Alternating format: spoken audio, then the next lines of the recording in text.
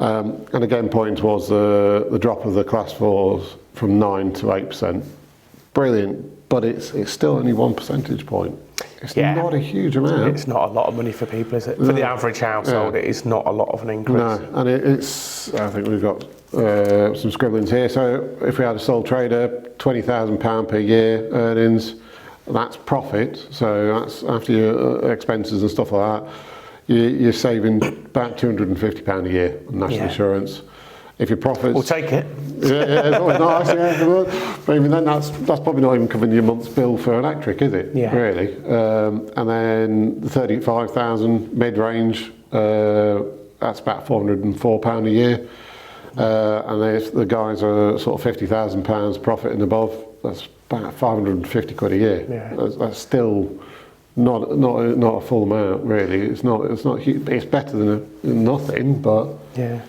It's interesting to mention electric because actually, again, the big drop of this is ABR forecasts, it's the state of the economy and things like that. And we've just been through a huge drop in inflation. And again, I think sort of Joe Blogs on the street would probably look at that and go, that's all really promising, that's fantastic stuff. Actually, again, if you work in the industry, you actually look at that and all we've lost is October's figures from 2022 of energy price increases.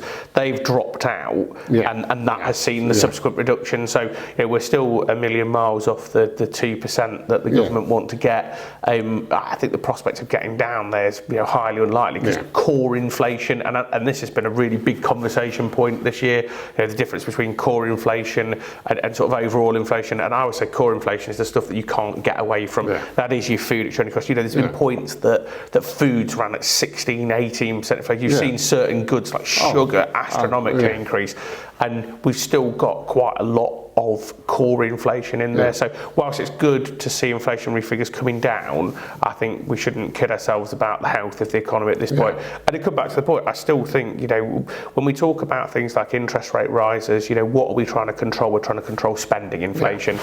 The issue never really was spending inflation, although that does factor into things, but it's the only real area that the government have any control over. We can increase interest rates, all our mortgages go up, everyone's got less money in the back pocket, and therefore we go out and we spend less. And whilst from my perspective, interest rates are really important, from both a mortgage perspective, but actually a stock market perspective. Rising interest rates isn't good for the stock market.